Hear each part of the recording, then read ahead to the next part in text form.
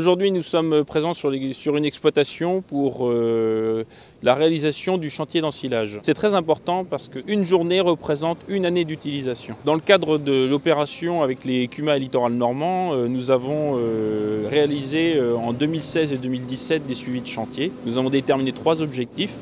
Le premier, c'est la matière sèche. Il faut récolter entre 30 et 33 de matière sèche pour avoir un bon compromis entre la végétation de la plante de maïs et la valorisation au niveau des bovins laitiers. Le deuxième objectif, c'est la longueur de la coupe et l'éclatement du grain, qui doit être justement ce compromis fourrage animaux. Et le troisième objectif, c'est le tassement du silo, parce qu'un silo bien valorisé, c'est aussi un silo qui doit être impérativement bien tassé. C'est l'organisation du chantier qui permet d'avoir un bon tassement. Sur les territoires de Littoral Normand, nous organisons des journées matière sèche pour pouvoir déterminer la date prévisionnelle d'ensilage du maïs. Le principe est simple, nous broyons 3 pieds de maïs et nous analysons à l'infrarouge la maturité actuelle du maïs. De là, nous établissons un constat, le taux de matière sèche actuel, et nous pouvons déterminer, grâce à la somme des températures moyennes des 10 dernières années, une date prévisionnelle de récolte.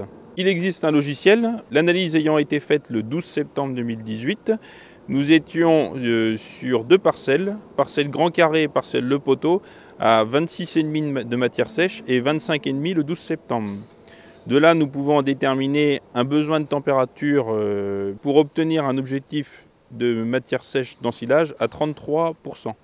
La date théorique aujourd'hui se représente entre le 1 et le 4 octobre. Le jour J, nous prenons un morceau de grain que nous découpons en 2. Nous devons récolter à 30-33 de matière sèche. La génétique des maïs ayant évolué, il ne faut plus se fier à la couleur de la plante et bien observer l'état du grain. Pour cela, nous avons une grille de lecture. La longueur de coupe est déterminée en fonction de 3 critères.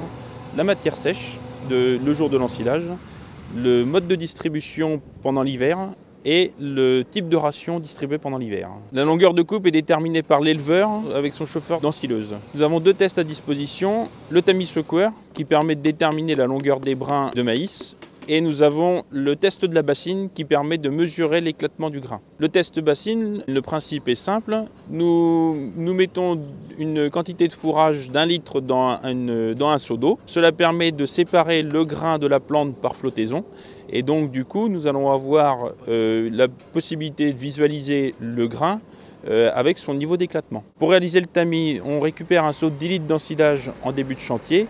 Nous le secouons avec le tamis avec 2 grilles, une grille de 20 mm et une grille de 4, et nous déterminons le nombre de godets dans chaque phase. Après les tests, nous échangeons avec l'éleveur pour pouvoir déterminer la longueur de coupe idéale. Donc on a le 3e objectif, c'est la qualité du tassage.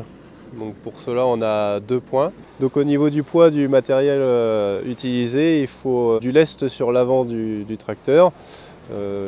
Essayer de répartir aussi le poids avec les masses.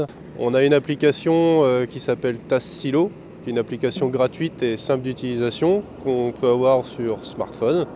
Et on préconisera une lame de reprise ou un chargeur pas plus large que les voies du tracteur pour pouvoir accéder sur les côtés du silo. Le 2e point, c'est la technicité du tasseur au silo, la qualité du travail.